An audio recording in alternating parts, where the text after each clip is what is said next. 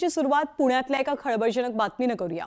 पुण्यामध्ये विधान परिषदेचे आमदार योगेश शेडेकर यांचे मामा सतीश वाघ यांची काही दिवसांपूर्वी अपहरण करून निर्घृण पद्धतीने हत्या झाली होती। हत्येच्या घटनेनंतर पुणे शहरासह संपूर्ण राज्यात खळबळ उडाली। पण सतीश वाघ हत्या प्रकरणात एक मोठा ट्विस्ट आलाय। सतीश वाघ यांच्या पत्नीनेच त्यांच्या हत्येची सुपारी दिल्याचं स्पष्ट झालंय। सतीश वाघ यांच्या पत्नीला गुन्हे शाखेने आता अटक केली आहे। प्रेम प्रकरणातनं ही सुपारी देत त्यांचा खून झाल्याचं निष्पन्न झालंय।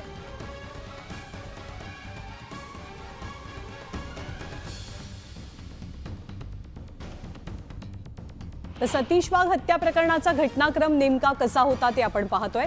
सतीश वाघ यांची शेवाळवाडीतनं मॉर्निंग वॉकला जात असतानाच हत्या झालेली होती। मॉर्निंग वॉक सुरू केल्यावरती ब्लूबेरी हॉटेलजवळ सतीश वाघ थांबले होते।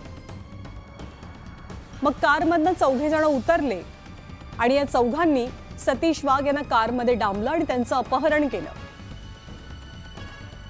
मग सोलापूर मार्गे सतीश वाघ यांची कार पुढे नेण्यात आली। तर सतीश वाघ यांचा त्याच दिवशी संध्याकाळी मृतदेह आढळला आणि एकच खळबळ माजली। या संपूर्ण हत्येचा उलगडा कसा झाला तर शेजाऱ्यानंच 5 लाखांची सुपारी दिल्याचं उघडकीस आलं पोलीस तपासात। पोलिसांनी या प्रकरणामध्ये संशयितांना धाराशिवमधून अटक केली होती। जवळपास 4 महिन्यांपूर्वी सतीश वाघ यांच्या हत्येची सुपारी दिली गेली। अक्षय जावळकर या भाडेकरूसोबत त्यांच्या पत्नीची जवळीक होती आणि पत्नीनंच त्यांच्या हत्येची सुपारी दिल्याचं उघड झालं। प्रेम प्रकरणातनं सतीश वाघ यांची हत्या झाल्याचं आता स्पष्ट झालंय। या प्रकरणी त्यांच्या पत्नीला गुन्हे शाखेने अटक केली आहे। आपले प्रतिनिधी वैभव सोनवणे आपल्याला अधिक माहिती देतील। वैभव, या संपूर्ण प्रकरणाचा उलगडा नेमका कसा झाला? ज्ञानदा, हे सगळं प्रकरण जे आहे साधारण 11 डिसेंबरपासून या सगळ्या प्रकाराची माहिती जी आहे ती पोलिसांकडे होती।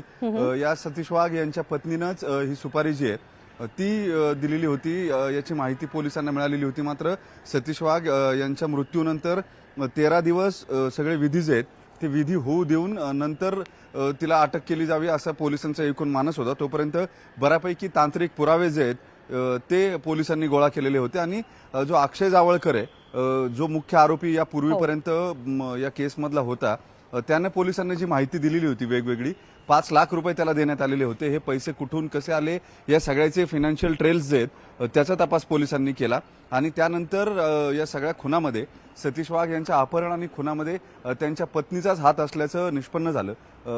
तिला आज गुन्हे शाखेने अटक केली आहे। सतीश वाघ यांचा 13वा झाल्यानंतर सगळे विधी झाल्यानंतर ही अटक जी आहे ती करण्यात आलेली आहे। प्रेम संबंधांमधून हा सगळा प्रकार झालाय असं समजतंय।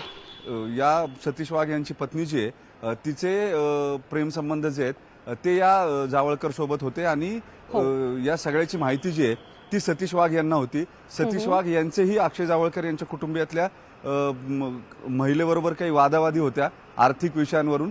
असा हा सगळा गुंतागुंतीचा तपास होता। तो पोलिसांनी पूर्ण केल्यानंतर सतीश वाघ यांच्या पत्नीचा सहभाग जो आहे तो या खुनातला उघड झाला। ही हत्या जी आहे ती त्यांनीच सुपारी देऊन घडवून आणल्याचा पोलिसांच्या तपासात उघड झाल्यानंतर आता तिला गुन्हे शाखेने अटक केली आहे। बरंच गाजलं हे प्रकरण राज्यभरामध्ये। पोलिसांनी सखोल तपास केल्यानंतर पत्नीनं सतीश वाघ यांचा खून केल्याचं निष्पन्न झालं। आता पत्नीला गुन्हे शाखेकडून अटक झाली आहे। वैभव, धन्यवाद या सगळ्या सविस्तर माहितीबद्दल। अपडेट जाणून घेत राहू। आणि यापुढची बातमी नाशिकमधनं आहे। नाशिक जिल्ह्याचे पालकमंत्री कोण याची उत्सुकता असताना माणिकराव कोकाटे यांच्या नावावरती पालकमंत्री म्हणून शिक्कामोर्तब होण्याची शक्यता व्यक्त होते। कारण केंद्रीय मंत्री पियुष गोयल यांच्या दौऱ्यादरम्यान कृषी मंत्री आणि पालकमंत्री असा माणिकराव कोकाटेंचा उल्लेख पाहायला मिळतोय। कृषी मंत्री या पदासमोर पालकमंत्री असाही उल्लेख झाल्यामुळे कृषी मंत्री असलेलेच माणिकराव कोकाटे नाशिकचे पालकमंत्री असणार का हा प्रश्न आता उपस्थित झालाय। माणिकराव कोकाटे नाशिक जिल्ह्याचे पालकमंत्री असण्याचे हे संकेत आहेत का याची चर्चा रंगू लागली आहे। अजित पवारांच्या राष्ट्रवादी काँग्रेसचे नेते आहेत, आमदार आहेत आणि मंत्री आहेत आणि हेच कृषी मंत्री माणिकराव कोकाटे आता नाशिकचे पालकमंत्री होतील अशी दाट शक्यता आहे। कारण केंद्रीय मंत्री पियुष गोयल यांच्या दौऱ्याच्या कार्यक्रमात माणिकराव कोकाटे यांचा उल्लेख कृषी मंत्री आणि पालकमंत्री असा सुद्धा करण्यात आलाय। आणि यानंतर धक्कादायक बातमी कल्याणमधनं। बदलापूरमधल्या अल्पवयीन मुलीवरच्या अत्याचाराचं प्रकरण अगदी ताजं असताना आता कल्याणमध्ये सुद्धा असाच एक चीड आणणारा प्रकार घडलाय। एका अल्पवयीन मुलीवरती अत्याचार करून तिची हत्या झाली आहे। या सगळ्या प्रकरणातली धक्कादायक बाब अशी की आरोपीच्या पत्नीनं सुद्धा या हत्या प्रकरणात आरोपीला मदत केल्याचं कळतंय।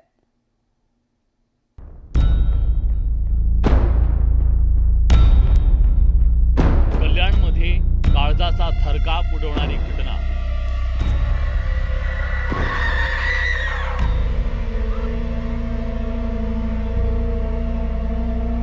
12 वर्षीय मुलीची अत्याचार करून हत्या। गुन्ह्यात आरोपीच्या पत्नीची मदत।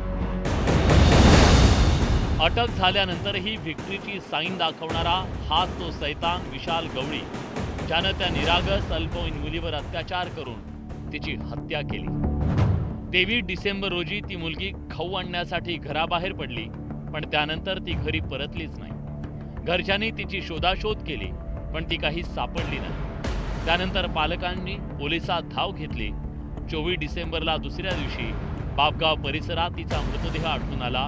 मुलीवर अत्याचार झाल्याचं शवविच्छेदन अहवालातून समोर आलं। तर आम्ही सिनियर पीआयला परत कोळसेवाडीमध्ये जाऊन सांगितलं की साहेब हा धमकी देतो माणूस। तर सिनियर पीआयने त्याला बोलून घेतला आणि त्याला दम दिला म्हणजे तू काय धमकी दिला, तुझे हातपाय तोडून टाकणार, तुला आतमध्ये टाकणार। तो बोलला नाही देणार। तर हा माणूस तिकडनं आल्यावरती आणि आम्हाला बायकोला आणि आम्ही सर्व बाहेर होतो, म्हणतो की तुमको भारी पडेगा और तुमको दिख के आएगा, समझ में आएगा, अभी नहीं आएगा बाद में समझ में आएगा, असा त्यांनी इशारा मला पूर्ण दिला होता साहेब। या प्रकरणातली एक एक धक्कादायक बाब आता समोर येऊ लागली आहे। सैतान विशाल गवळीनं अल्पवयीन मुलीवर अत्याचार करून तिची हत्या केली।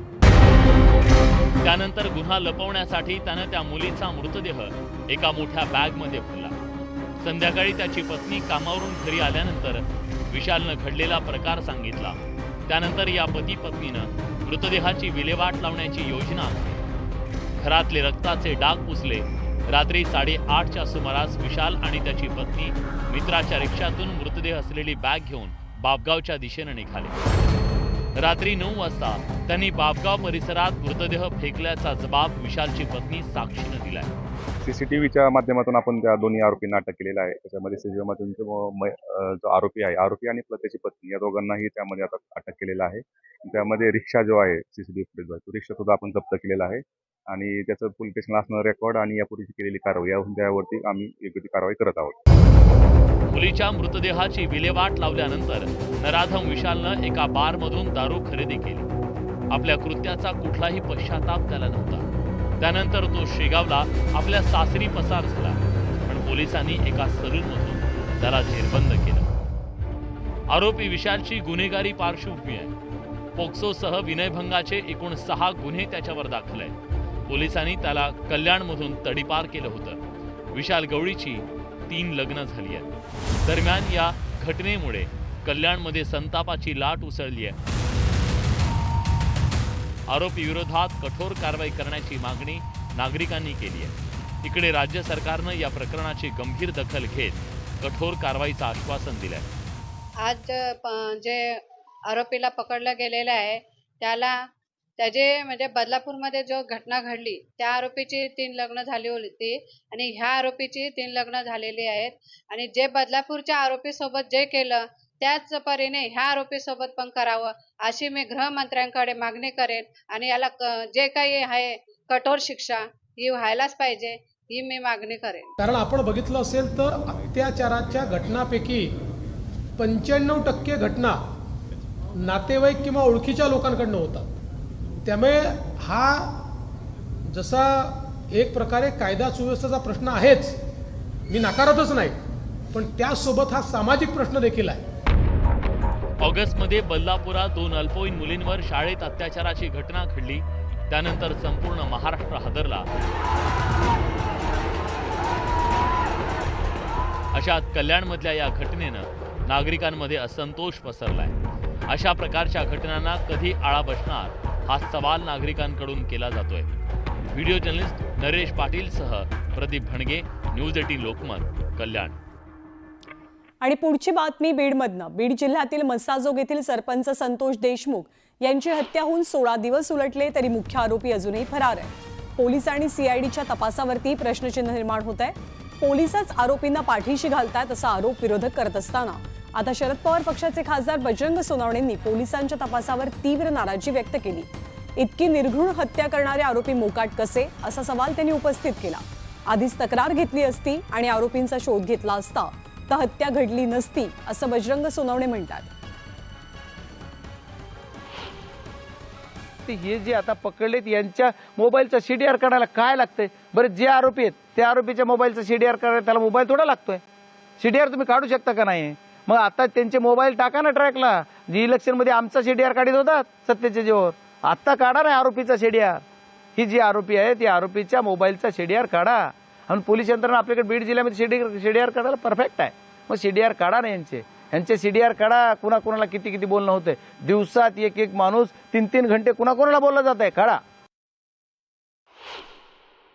तिन्ही केस CID कडे गेलेले आहेत तशी माहिती कळाली. तिन्ही केस जर आता तिकडे वर्ग केल्यात तर याचा अर्थ काय होतो की तिन्ही केस एकत्र क्लब करण्याचा अर्थ असा आहे की तिन्हीचं कनेक्शन एक आहे. मी जी पहिल्या सुरुवातीपासून जी तुम्हाला सांगतो तिन्हीचं कनेक्शन एक आहे. मग या तिन्ही जे गुन्हेगार आहेत ते तिन्हीमध्ये या तिन्हीतले सर्व गुन्हेगार कॉमन आहेत असं गृहीत धरून सर्वांना या सगळ्या गुन्ह्यामध्ये ऍड केलं पाहिजे. जे खंडणीत आहेत तेच मर्डरमध्ये पण आहेत आणि जे मर्डरमध्ये आहेत ते सुद्धा खंडणीच्या प्रकारात आहेत. म्हणजे क्लब केले शासनानं आणि हे त्याचं CDR काढले की नक्की कळेल.